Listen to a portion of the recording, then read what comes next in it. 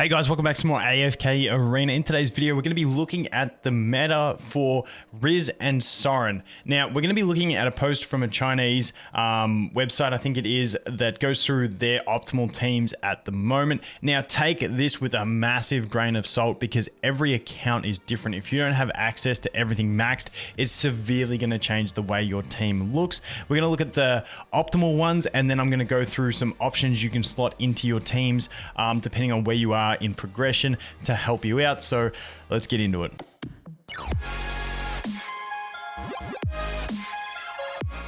Okay, so as you can see, for Wrizz, Rain coming into the meta. So Rain is becoming very relevant. The thing that I want to mention about Rain is that she is going to have to require having 3 furniture, which means Ascended. You might get use out of her without furniture, depending on your account. Feel free to test it out.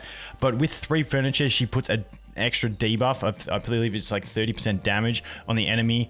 Well, I think it's the enemy with the lowest HP or whatever it is, but it's always going to be the boss in a boss battle. So she has so much extra damage increases that it's ridiculous. The one thing that's strange to me is that put the middle one here as the MVP team, but I don't know why Rain is in the front row with Soros. I normally thought that Rosaline would want to be, because Rosaline buffs Soros by the attack she has when she's following him because of her signature item, and also she has the blade, which means she's going to scale more attack. But for some reason they have put Rain in here. I would definitely test Rosaline in the front.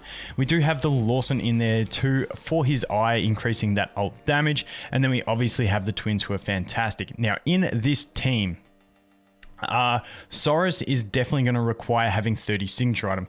You're not going to get away with this team without a 30 signature item Soros. So if you don't have a Soros, I'd be looking at dropping either Rain or Lawson. If your Rain is not 3 furniture, then I'd drop Rain and I'd put a Rowan in back mid, and I'd put the Rosaline in the front. That would get you sorted. Actually, let's jump over to the game and we'll do some formations.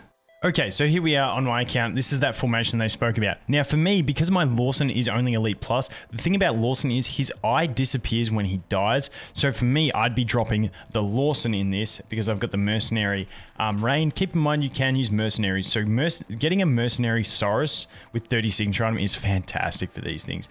But say you didn't have the 30 signature item Soros, I'd be dropping the Lawson and putting Rowan in. Lawson really needs to survive is the key thing.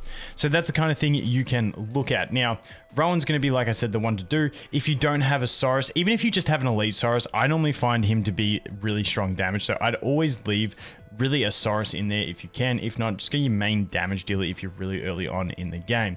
Now, something else that I do like to use, once again, if you don't have that 3 furniture, what's her face, Rain, you can always use, and I still use her in a lot of early game accounts. I think she's fantastic, and that is Cecilia. The fact that she has the faction bonus with Rowan and Rosaline makes her really strong. And on top of that, she puts the ring down, which is going to reduce the damage of Wrizz, meaning your team, and this is really, really relevant for like players who don't yet have a full team at 240 especially, and you've got low ascension heroes like your twins might be at elite. Cecilia is definitely going to increase your damage due to the fact that she's going to allow the twins and any other weak supports that you have survive longer into the battle, meaning you're going to be able to get more damage. Really important, because often you'll find in the early game that Wrizz's first AoE is just going to kill your twins, and then you don't get that buff anymore. With Cecilia, really, really strong for reducing that damage dealt and helping your team survive. So that's my tech choice for early game players, plus the Rowan, because obviously Rowan's just fantastic with his potions, especially from level 121 onwards, because then he does restock his potions. Level 120 and below, he's not so strong in that. You might just bring a Lucius or something like that for survival for those real early game players. But the definite key here is going to be the Soros, and then we put anything else in to buff the damage. And that's pretty much how it's going to work. The interesting thing for me is, once again, if I go over here, that we do have the Mortis taking up a position. So if you do have a Mortis, which I do not, feel free to take him in and test him out, even if he's only at elite, and see how he does. Because he buffs every unit individually, he might work better for you if you, say, only have an elite Lawson, or you don't have a Rain built up, anything like that. He can really help out, so definitely test it out. Now we are looking at Soren. Now, Soren, very similar type teams. As you can see, that middle team is identical. However, they have put the Rosaline in the front row for that one, which is where I think she should be on the Wrizz. But hey, I'm not the pro here. I'm just reading what I'm told. So that's the way it goes. They've got the MVP listed as the Mortis team, dropping the Lawson for the Mortis. I'm assuming this may require the Mortis to be highly ascended. However, it may not, because he puts his buff on, then it doesn't matter. The allies get it and away they go.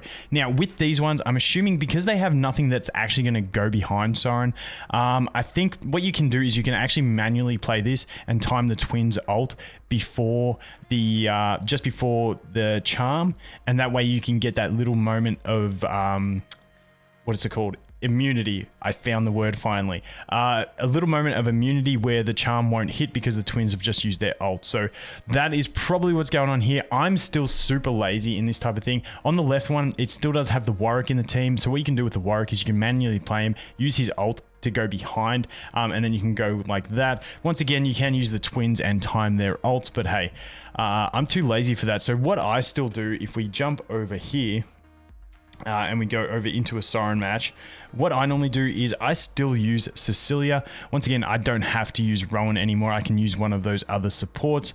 However, when I don't have them built, it's a bit harder. But I would be going something like this. That would work fine. Once again, I'm lazy. I hate manual play. I just throw Cecilia in there because I know that she's gonna do her thing. She's gonna stand behind. She's gonna get charmed, but she ain't gonna make him turn around.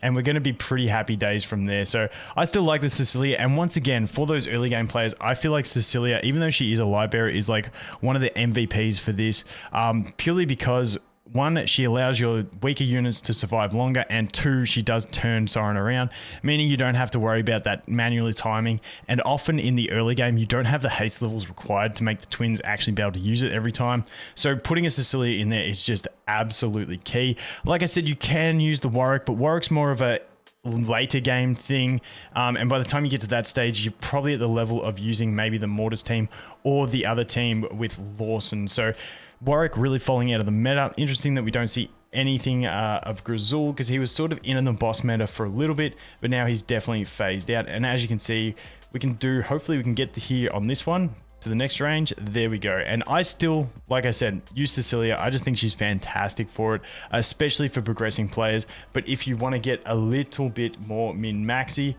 then you know you can go with one of these formations. But it's always a commonly asked question, what's the current meta? I love it when they do these posts. It means I don't have to do too much research. It's all there. Take it with a grain of salt. Like I said, every account is different depending on the ascension of your heroes, signature items, furniture, all that sort of stuff. Things like rain, 3 furniture, really important. Saurus having 30 signature item is a must for any of these teams. Otherwise you bring in Rowan or something else for some heals. But yeah, keep in mind the mercenary thing. If you just mercenary, if you don't have a 30 signature item Saurus and you mercenary one, I feel like it's going to be the biggest buff that you can give your team out of anything else, and it will really increase your scores.